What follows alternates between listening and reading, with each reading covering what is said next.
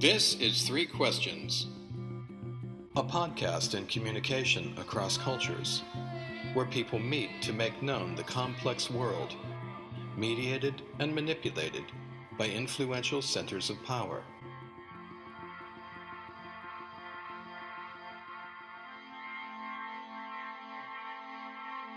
I'd like to welcome to episode 2 Piers Robinson, a renowned scholar and former professor and chair of politics, society, and political journalism at the University of Sheffield. Dr. Robinson was also a senior lecturer in international politics at the University of Manchester and lecturer in political communication at the University of Liverpool. At present, Piers works with a wide range of fellow scholars and journalists in politics, communication, propaganda, and media studies. His work is vitally important to democracy and the preservation of that freedom fundamental to all others, free speech and an open press. So welcome, Piers. Thanks so much for joining. Thank you. Pleased to be here. So I'd like to get right to it. Piers, I'd like to begin by retracing a bit of your professional past. You've been writing for many years about persuasive communications in mass media meant to support foreign policy, described by some critics within the establishment to be quite baffling and illegal. General Wesley Clark's response to contingent plans for regime change wars comes to mind. Also, Colonel Lawrence Wilkerson's critiques, I think about those as well. You and your colleagues in the working group on Syria, propaganda and media have studied communications surrounding the Organization for the Prohibition of Chemical Weapons, the OPCW, and the leaks, the white helmets, and the narratives that appear in the mainstream media to reinforce official policy. Can you discuss for our audience your impressions of why the mainstream narratives on Syria have been so difficult to manage for legacy news organizations and their gatekeepers? As a researcher in this area, what have you been seeing that suggests an inability by these sources of power to maintain control over these leading narratives? Well, in some ways, on the case of or the issue of Syria and propaganda and the media, I think in many ways governments have been very successful at promoting their narratives on the conflict, and that the mainstream media has actually been fairly compliant with the narratives that governments have been pushing. I think we know from the history of war, media, and propaganda, and this is sort of the research area which I've looked into really since my PhD. We know that in wartime, governments expend a lot of resources trying to influence, engaging in propaganda, and the war in Syria is no different from every other war that we've seen throughout the 20th century. And we also know that in wartime, the mainstream media, for a variety of reasons, is very risk averse and very compliant when it comes to government narratives.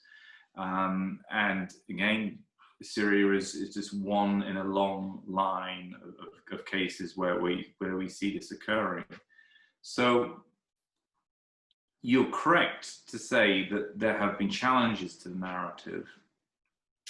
Now, whether that's, the exact reasons for why those challenges are there, or the increasing, as you suggested, difficulty that governments have had to control the narrative, well, assuming that, starting with this idea that they have been pretty successful so far, it is a war that has gone on for a very long time.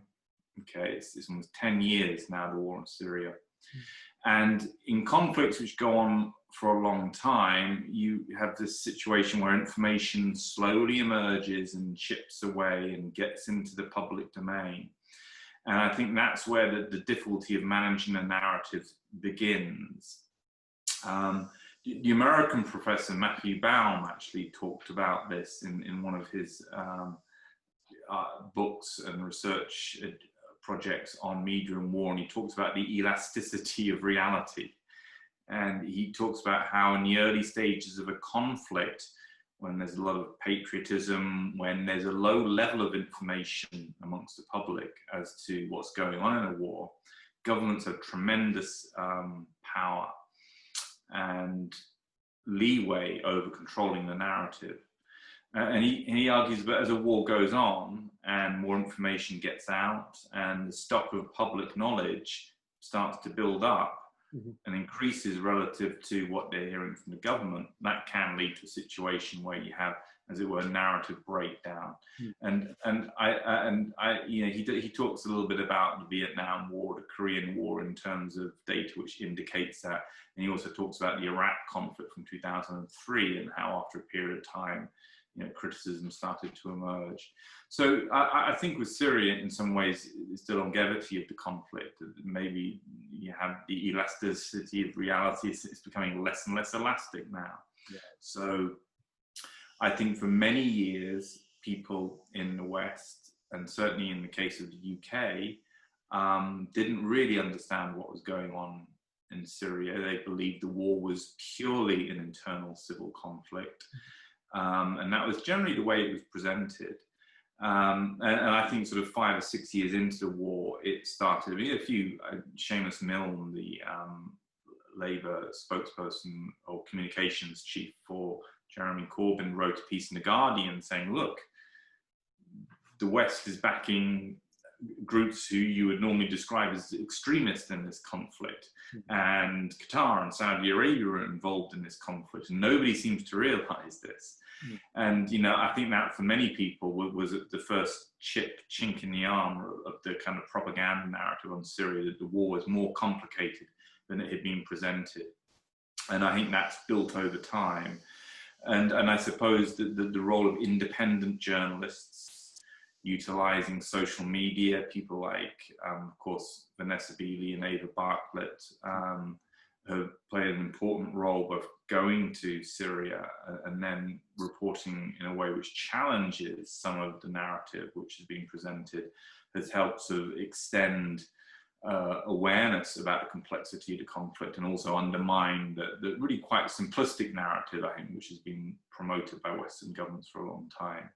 So you perhaps have an interface between the kind of idea of the elasticity of reality sort of concept at play here, and then maybe combining with social media and independent journalists helping to create a situation where the narratives are more contested now. Having said all of that, I wouldn't undermine, I'd never play down.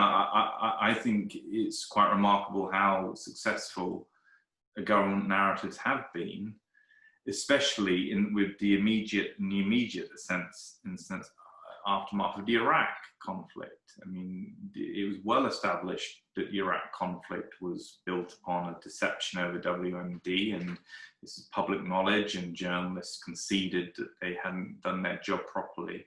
And it was, to me, perhaps I was being naive, but I thought that that's a big learning exercise with Iraq. And I thought, well, maybe journalists won't be quite so quick to make those mistakes. But I think they did make exactly the same mistakes all over again in Syria. They accepted what they were told, and they relayed what they were told from Western governments.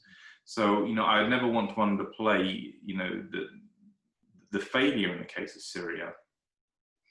And I think there's a case to be made, and this is more for historical analysis for people in the future to do. But if you look at the Vietnam conflict and you look at the emergence of dissent around the Tet Offensive and so on, and then the move to withdraw from Vietnam, I'm sort of left wondering whether the American mainstream media at some point in the Vietnam War did a better job than they've ever done in the case of Syria, in terms of waking up to what was going on.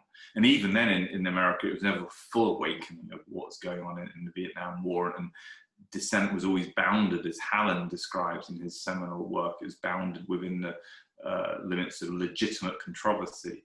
But at least you kind of had it in a significant way in Vietnam at some point in the conflict. And I'm wondering if we really had that sort of development in the case of Syria, possibly not. So, you know, there's a case to be made that the media performance has, you know, has demonstrated, has been worse than it was back in the 70s. And that raises all sorts of questions, as you know, and about the state of the mainstream media today. Ever more concentration of power, propaganda campaigns seem to be more extensive and more aggressive in some ways. And journalism as a profession, I think, is become extremely risk averse, insecure working conditions and so on. Creates a very compliant group of people, lack of resources for investigative journalism and so on. All of these things which sort of contribute to this churnalism, is the phrase which has, you know, become popular amongst some communications academics in recent years, of just regurgitating press briefings and so on. So I think, you know, the media's done a very bad job in the case of Syria. Historically, I mean, it might indicate that media is even less independent than we argued it was, say, in the 70s. Yeah, I think that's a good point, and it seems to be an effect of something you pointed to earlier in this conversation, the consolidation or media consolidation, how power is becoming more concentrated in the hands of fewer storytellers, as it were, corporate storytellers. And those who are employed in the profession find themselves in increasingly more precarious situations, having to toe the line, as it were.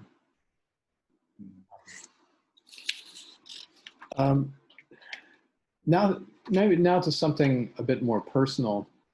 If you think back on the development of your own research interests, can you share with us some of the details of what you witnessed or learned that led you to this area of propaganda studies? What was the catalyzing event that got you interested? Yeah, I mean, I mentioned at the start, my work on media and propaganda and war. I mean, I started looking at the CNN effect, which was this kind of idea in the 90s about media driving humanitarian intervention. And this led me looking at the foreign policy media link. And then following on from that, I was looking at the Iraq conflict. You know, by 2003, you know, that's my PhD. I was employed, and the Iraq war started. And you know, one of the obvious things to do was to look at media coverage. How was the media covering the war, and so on. And I was very much sort of, you know, either looking at media policy interaction or media coverage of. And that was occupying most of my time in research, and certainly after the Iraq invasion, I mean, several years of a research project and writing up books. I think we were up to about 2010 by the time all that was wrapped up. Mm-hmm. But one of the things, of course, with Iraq was that there was controversy over intelligence and weapons of mass destruction. Mm. And as we all know, there was a lot of controversy in the UK. The weapons scientist David Kelly spoke to a BBC journalist and said the British government had manipulated intelligence. He passed away, or it turned out deceased in the middle of all of these events, and there's a big inquiry. But what really came out of all of that was this a lot of evidence that, yes, the British government had been manipulating intelligence. And this was, of course, was going along in the US at the same time. What I really started, so really about 2010-11, I thought I really want to look at the production of knowledge by the government in the run-up to the Iraq war. So rather than just looking at media coverage and media output, and rather than looking at, say, media policy interaction, start to look more concretely at this question of political actors manipulating information. And of course, in some ways, in the fields of political communication, media studies, etc., we don't tend to look at, as it were, the propaganda machinery. We tend to look at media output, media production, impact upon audiences, maybe impact upon policy, etc. But there's a kind of a steering away from looking at, as it were, propaganda activities. Now, when I started to look at all of the evidence which came out from the inquiries about what had happened with British intelligence, and I ended up writing an article which was published in Political Science Quarterly, which looked at the production of the September dossier and drew upon evidence which had been published and also leaked.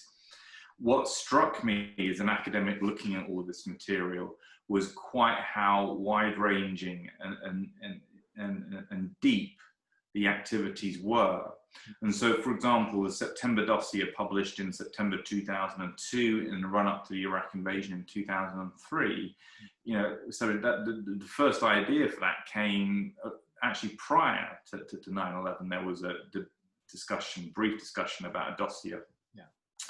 And then also analysing the production of the British government's September dossier on Iraq, WM, weapons of mass destruction, and looking at all the documents, you could see this interaction between the intelligence services and the politicians talking many, many months in advance of its publication about how we present this to the public, how we manage the public, how we manage public opinion. And of course, at the time, when the September dossier, British government's notorious dossier on weapons of mass destruction in Iraq was published, the impression you would have got from Tony Blair was that they'd asked the intelligence services the week before, can you tell us what you've got on Iraq? And the intelligence services said, well, this is what we've got on Iraq. And that wasn't the case at all. This thing had been built and constructed over many, many months. Arguably, the genesis came from a year prior. Yeah. And it was just remarkable to me, looking, and as someone who studies political communication, is an eye-opener as to how extensive propaganda activities are. Of course, we call them different things, right? We call it, perception management or strategic communication, but these are all processes of managing and influencing opinion through various forms of manipulation of information.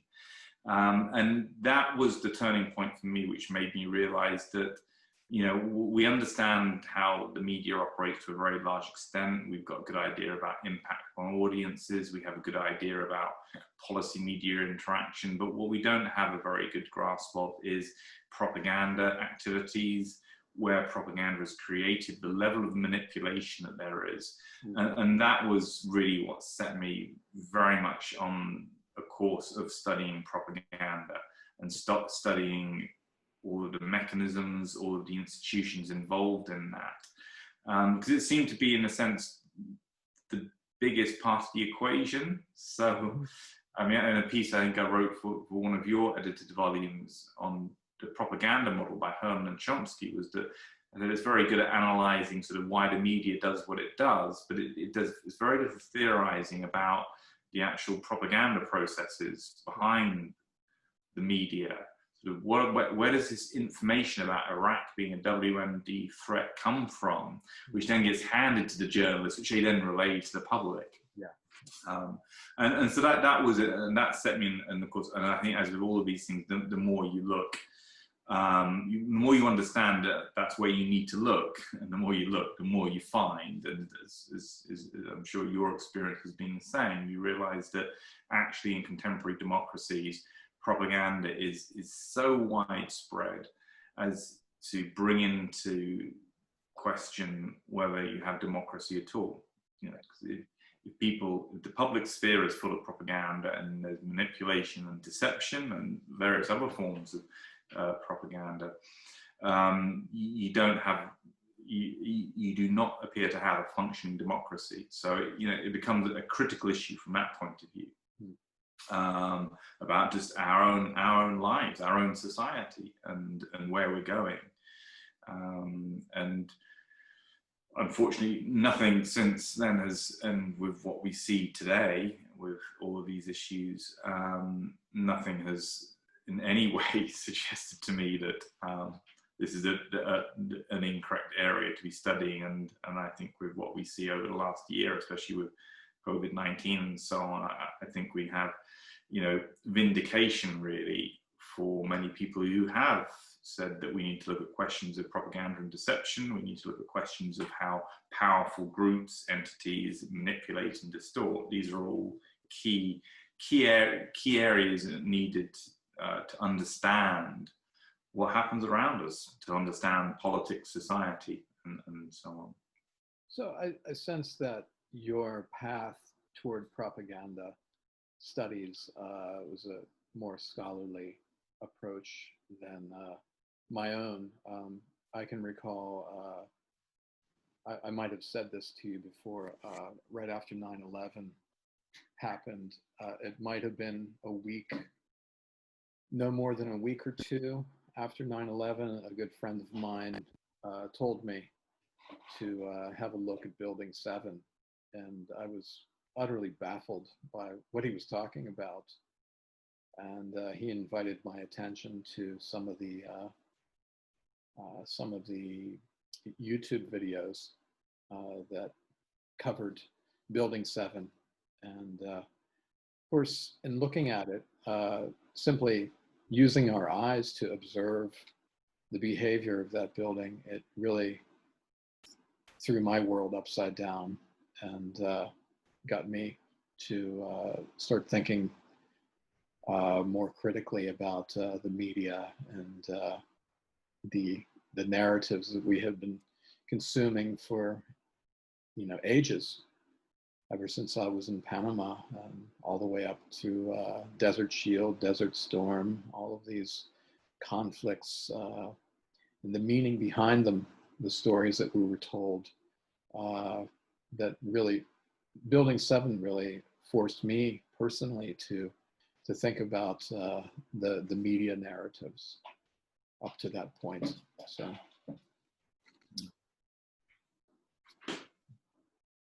I think about how centers of power and vested interests work to affect our perceptions of what is and is not true. How, in light of our positions in society or in service to power, we might think nothing of supporting orthodoxy, supporting the norm as it is defined by political power and increasingly by corporate power these days. Since we've been involved in academia for many years, what do you see today as the central problem affecting the academy? Are you optimistic in seeing resolution to this massive dilemma that we're facing? I think the academy or academia suffers from problems, or suffers from the same set of problems the mainstream media do. I wrote an article with Eric Herring at Bristol years ago on Noam Chomsky's propaganda model, Edward Herman and Noam Chomsky's propaganda model, and how their filters, which they identify as the factors which constrain mainstream media, really all of these filters apply to academia as well. Funding streams, reliance upon official sources, ideology, flack, and so on. And that the academy is in a sense just as subject to that or similarly subject to that as mainstream media. And those problems are all, in my view and in my experience, undoubtedly there. There are so many issues, and this is something which I do, having now liberated myself from an institutional setting as a researcher, want to write about in the fullness of time when I get the time. But I think the problems in academia are multifaceted and numerous, all leading to the same result, that academics aren't, to a very large extent, able to do the jobs that we expect them to do in an free and open society, unable to fulfill their, as it were, historic role of challenging power, of being spaces where people can talk about controversial issues and search for the truth, even if that means looking into things which make powerful people very uncomfortable. We don't have that. We, you know, part of the problem, yes, I mean, the funding streams and, you know, or people being pulled towards grants, which, you know, big industry grants, big medical grants, government grants, etc. All of that has an impact upon the academy. As was pointed out in The Science of Coercion by Chris Simpson years ago. You see this in the 1930s in the field of communication studies in the United States. You see how government imperatives on the need to manage the public, manage information in the upcoming Second World War, these kind of concerns shaped the academy, the formation of communication studies as a discipline in a very profound way. So all that has mattered. I think I think academia has, there's a cultural problem, which I think that the need to be seen to fit into a club, I think has become very powerful. And I suppose, speaking honestly, and I think others have written much more fully and eloquently about this, but this idea that, you know, academic disciplines, you know, they're called disciplines for a reason. You are brought into and disciplined into a way of thinking which questions should be asked, which questions shouldn't be asked, what are appropriate academic questions, and so on. And I think that's very deep-rooted in academia, and I think there is something about the hierarchical nature of the academy, combined with a very, very competitive environment, means that risk-averse, challenging thinking can be very, very difficult to have realized. The tendency to play it safe, tendency to avoid controversial areas, which might not be seen to be good for your career, is very powerful. And I suppose in some way all these things are, as it were, consequences of money, power, etc., acting upon the academy. But I'm wondering if there's just something else about academia as a whole, whereby at some point in all of this, that there is this real failure to encourage, first of all, tolerate, and then encourage really critical thinking about what's going on in the world. I think this varies from discipline to discipline, okay? I think that some disciplines are more vulnerable to distortion and bias than others. And I think certainly in my field of international relations, which is an area which I've worked in political science, I think that seems to be very, a field where it's very difficult to ask proper, challenging questions about some of the most important issues of the day. But communication studies as well, I mean, there is an inherent sort of, you know, reluctance to look at propaganda or look at manipulation and so on. And I think there is this kind of culture where we don't properly encourage and celebrate people who are thinking independently. That people who, you get into the academy, you work, you get your PhD, you have to impress the external examiners, you have to impress your supervisor, you're then involved in that battle with reviewers and journals. And again, that kind of pressure to sort of make sure that you're within certain bounds, whether consciously or unconsciously, it doesn't matter, is there. And if you add to that the sort of idea of flak and Herman Chomsky's propaganda model, I mean, it is true that we're in an environment today where academics who do raise questions can get severely attacked in the media. Of course, I'm talking from personal experience and the work on Syria. Group of academics looking at Syria, you know, looking at UK propaganda, and before you know it, you've got, I think the last count was maybe 20 to 25 articles written in the Huffington Post and the Times newspaper attacking you.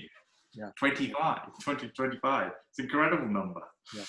And, you know, that kind of thing sends a powerful message into the academy and into universities. Don't want to go there. And I have to admit, especially on the Syria case, the number of times, there's more than one occasion where, you know, the line has been heard that, well, I don't want to touch that because I don't want to get I don't want to be criticized. I don't want to get flack. I don't want to be in the newspapers. Or, for example, don't want to research that area because it won't be good for my career. Right.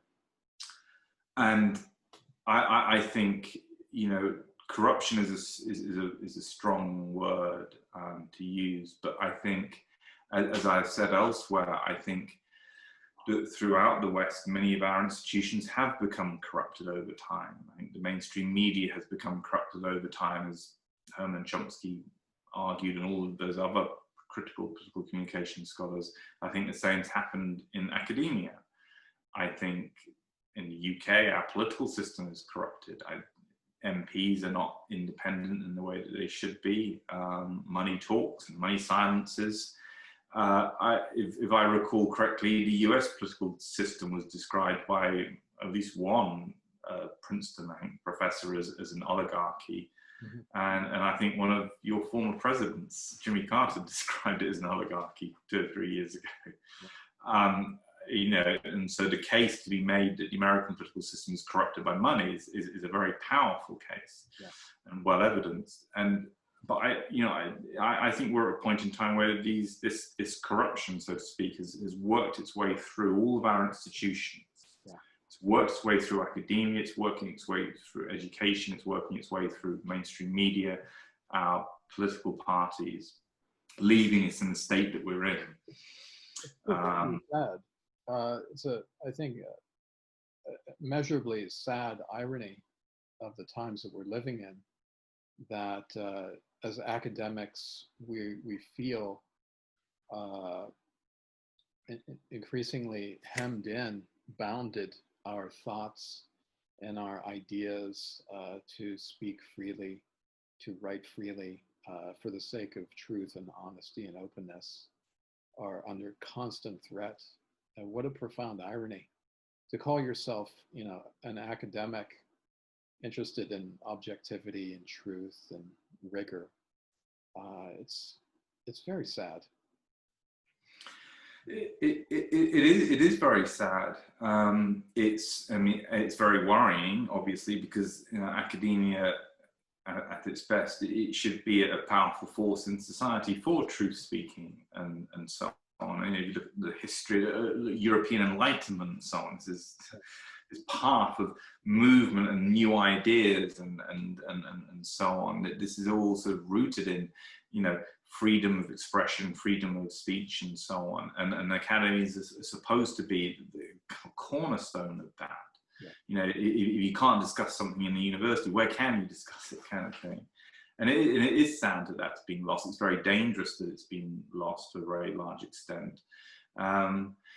It is tragic on a personal, professional level, I think, in the sense that, as you know, the numbers of academics who really stay true to truth and working to get it out, I think, are relatively limited. Most are caught up in the just trying to get through in the UK context, just trying to get through the bureaucracy and the pressures, the internal pressures within universities.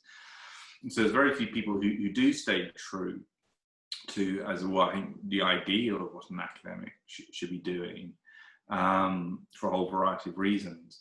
But of course, that becomes, in a sense, kind of a personal tragedy for academics. And, you know, obviously, I'm not going to name names, but, you know, you can see people who go through a career and they think they've been doing a great job and they might win some awards and so on. But actually, the whole time, they haven't. They've been navigating their way through unconsciously, probably, you know, the roadblocks. And I think it's Michael Parenti made this point about journalists, that, you know, you never know if you're pushing a boundary. A dog never knows that it's on a leash until it's walked far enough away from the post it's tied to. And if you spend your whole life just walking, you know, within the confines of the leash, as it were, you think you're free, and you think you're doing a good job, and you write some great papers and some books and so on, and people really enjoy it. But the reality is, you've just been, you know, you've never actually properly challenged power. I think it was Graham McQueen said to me a year ago that during some of the Times attacks, you know, an academic who isn't getting attacked in the press at the moment probably isn't doing his or her job.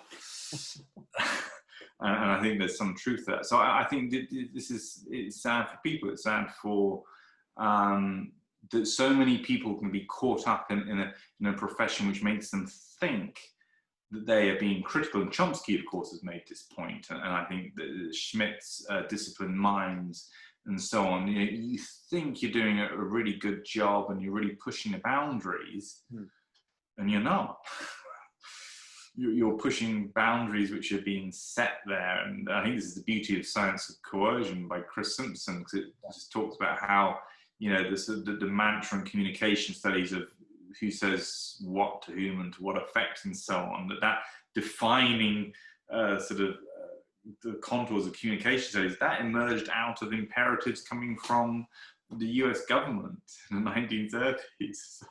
So I mean, perhaps I'm overplaying it a little bit, but this idea that the political forces which created a discipline, or the contours or the framework of that discipline, 50 years later, academics have no idea that when they're asking those are questions of power kind of thing, formulated, long before you were even born. So I think it is a professional tragedy in a sense, and as you suggested, I mean, we're in a difficult situation because it seems to be very, very hard to find the space in the academy to ask the right questions, and I guess we already have a kind of a considerable body now of academics, and talking about in relation to looking at the war on terror and propaganda, a considerable body of academics who have, for one reason or another, have been pushed out of mainstream academia, because they're looking at controversial issues surrounding 9/11 itself and questions surrounding actors involved in it, and that's pretty telling, I think, when over time this ever increasing body of academics who are still operating, still functioning, but sort of, as it were, outside the mainstream system. And I think that tells you a lot about where we are at. And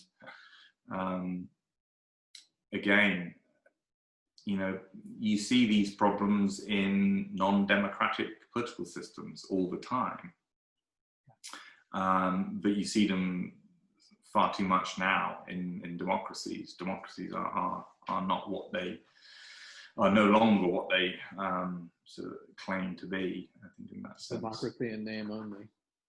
Yeah, and I mean, in the last year with all the controversy, and there is controversy over COVID-19 and responses, and I noticed a very notable British scientist from Oxford, and she was talking about how her work on COVID-19 was effectively being blocked by journals.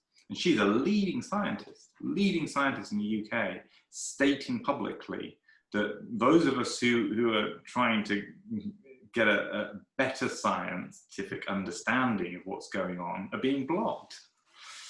And this is pretty extraordinary that you have this going on at that level, but in a sense not extraordinary. It confirms what people such as you and myself and many others have said for many years, that academia is not what it's supposed to be, that there are constraints, and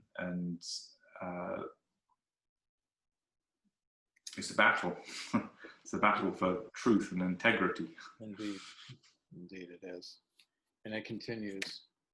I want to thank you, Piers, for the time you spent in this episode.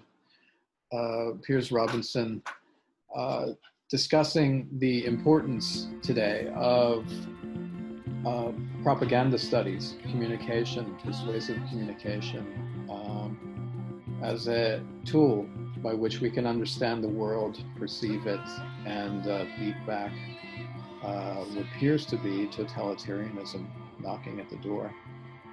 So thank you again, Piers, and hope to talk to you soon. Thank you, Dan.